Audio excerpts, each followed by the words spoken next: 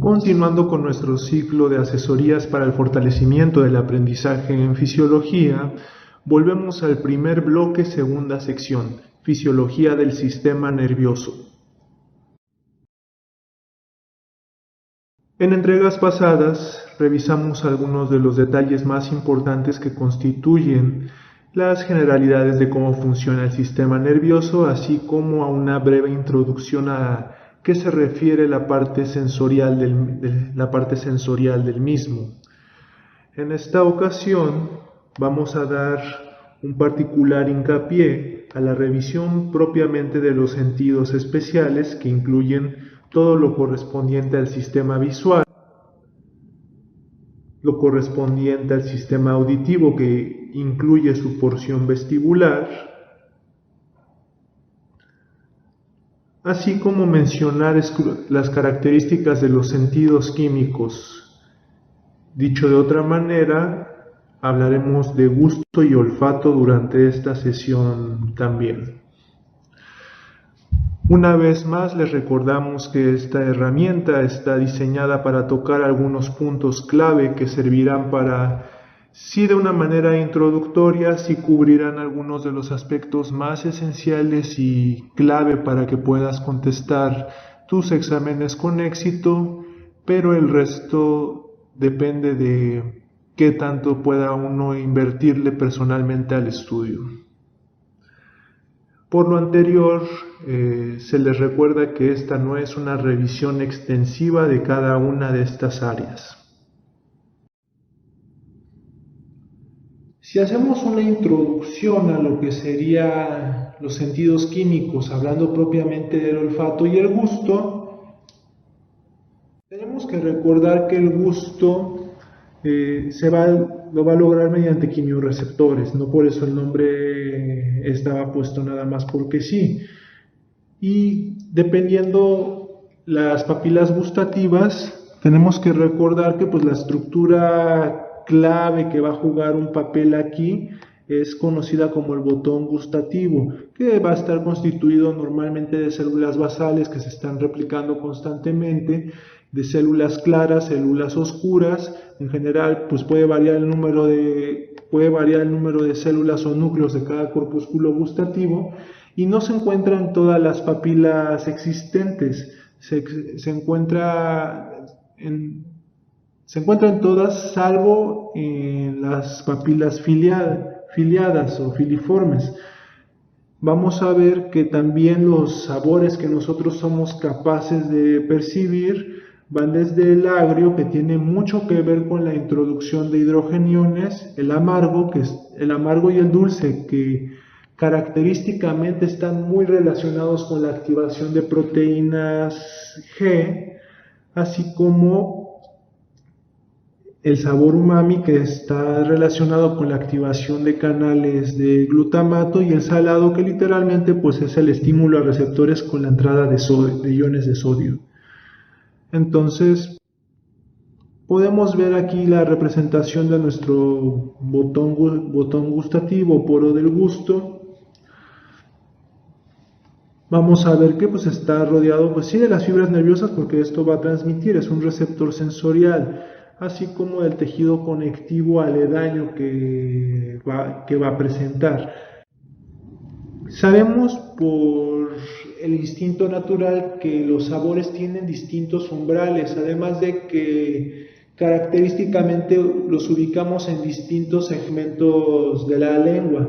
De los sabores no es tan importante que sepa la ubicación tal cual, porque en realidad toda la lengua y las estructuras que tienen papilas gustativas pueden percibir todos los sabores, pero no en la misma medida. Y no todos los sabores en la naturaleza son adecuados. Por ejemplo, fíjense en el umbral tan bajo de estimulación de los sabores amargos. ¿Por qué es este el caso? ¿Por qué detectamos tan fácilmente un sabor amargo? Sencillo, los sabores amargos están más asociados con estructuras de tipo alcaloide, que son normalmente tóxicas para el ser humano. Entonces, esto es hasta una prevención natural de que en un descuido uno ande consumiendo veneno. y vemos más o menos que se preserva esta relación, no siendo el sabor ácido necesariamente también algo seguro. Aquí tenemos una identificación de los distintos sabores dependiendo en qué región de la lengua se pueden localizar. También vale la pena identificar qué tipo de papila está en cada sección de la lengua. Esto es algo muy importante a tener en consideración. Vamos a ver lo que habíamos mencionado, sabores agrios, tienen que ver con un aumento tienen que ver con estímulo por hidrogeniones, sabores salados, tienen que ver por la acción que tiene el sodio, amargo, dulce y umami, receptores de proteínas G. Sin embargo, el umami como receptores de glutamato también van a existir ciertos canales iónicos para eso, pero son temas un poco aparte. En general, la lengua pues es una estructura también muy interesante a analizar, ya que el tercio posterior en la parte del gusto, en la parte esencial, el glosofaringio va a transmitir los sabores del tercio posterior de la lengua. En cambio, el facial, pues de los 2 tercios anteriores. La faringe y la epiglotis también tienen corpúsculos gustativos, y si es que nos transmiten eso algún sabor, pues será llevado por medio del nervio vago. Característicamente, pues vemos la acción del núcleo del tracto solitario para llegar a hacer este objetivo, y como todas las sensaciones van a tener que pasar por el núcleo, como las sensaciones especiales, núcleo ventral posterior medial. Recordar el núcleo ventral posterior lateral para la parte de sensibilidad de cuello para abajo, ¿de acuerdo? Vemos las vías que nos están presentando aquí. Sabemos que tenemos la lengua, 2 tercios cubiertos por el ganglio geniculado, séptimo par, ganglio petroso, noveno par, glosofaringio, y el ganglio nodoso en el 10º par. Todas estas sensaciones interactuarán en el ganglio del fascículo solitario y son las áreas gustativas que eventualmente ascenderán al tálamo. Recordar que el tálamo es la tercera interneurona siempre que queramos hacer esto, y llegaremos a la corteza gustativa, que se encuentra a nivel de la ínsula en la parte anterior, en la parte frontal opérculo anterior. Estos son algunos de los detalles más importantes para que ustedes comprendan la función del gusto, pero no solamente se limita a ello. La cuestión es que pues podemos presentar una disminución en nuestro gusto, que es la hipogeusia, o de plano la pérdida total, que es la ageusia.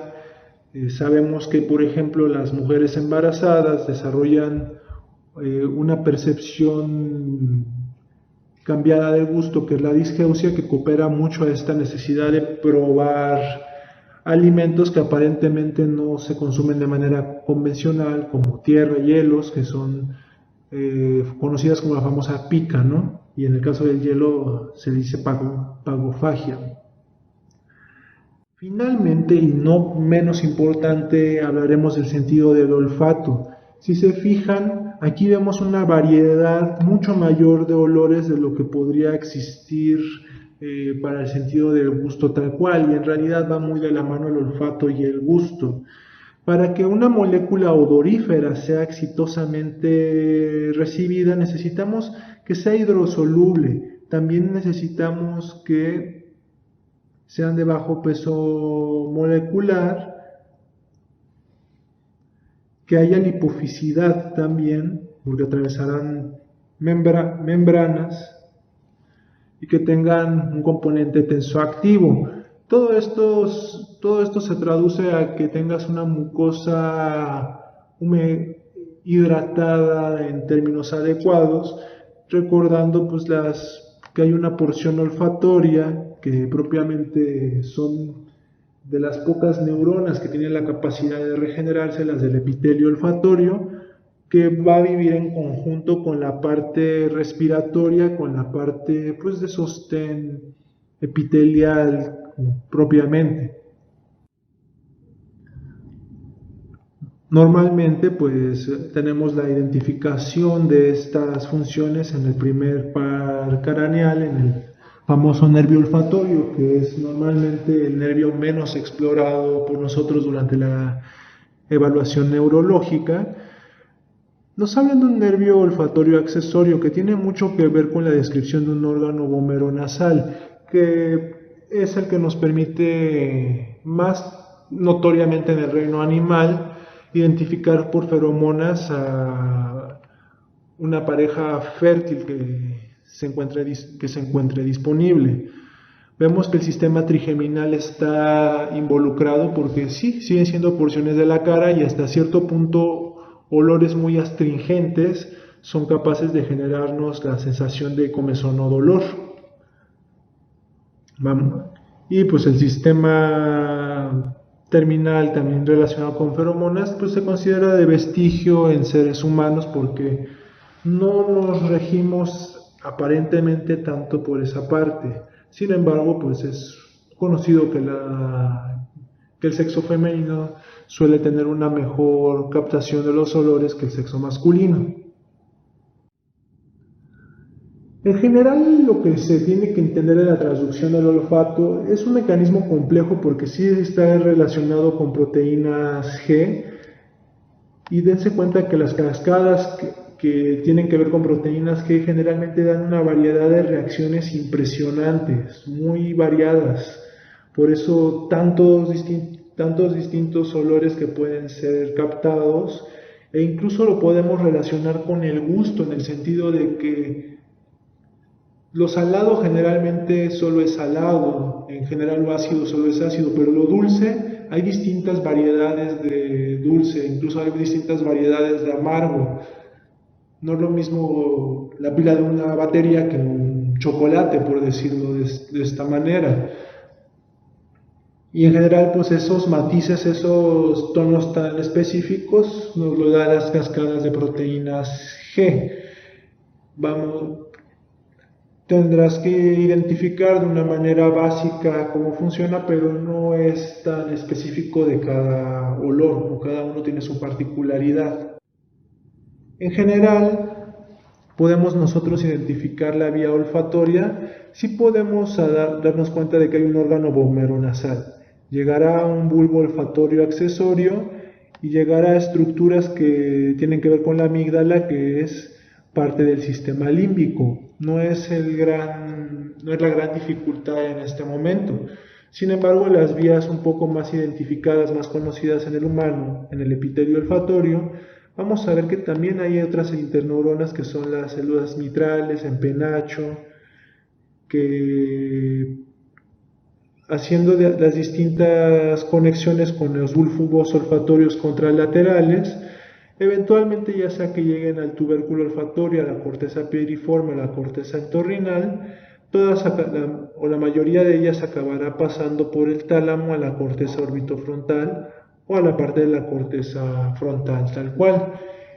Es muy importante pues que también hay un relevo de la corteza entorrinal en el hipocampo y muchas veces pues también se traduce en un término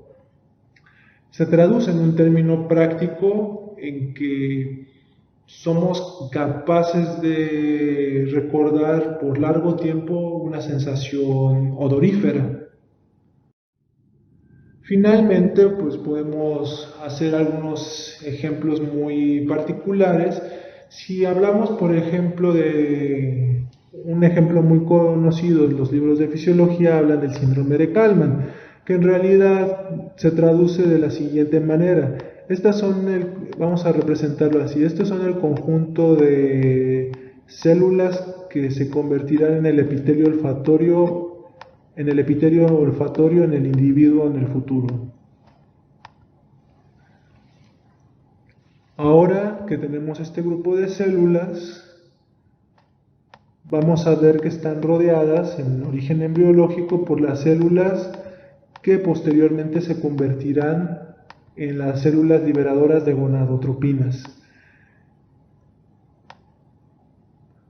Cuando hay un problema con la migración de las mismas, entonces el problema va a ser un individuo que tiene problemas para la diferenciación sexual.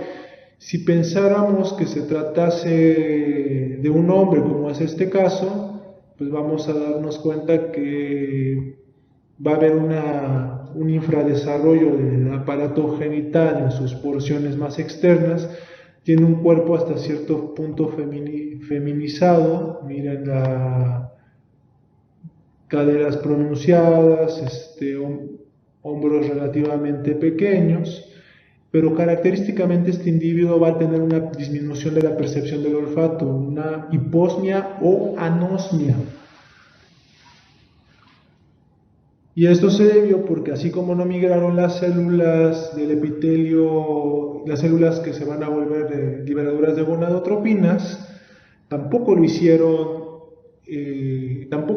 por este espacio ocupado las que son parte del epitelio olfatorio. Entonces es un trastorno de la diferenciación sexual que va a estar acompañado de una disminución de la percepción olfatoria. Y con esto damos por revisado una introducción práctica a lo que serían los sentidos especiales del individuo.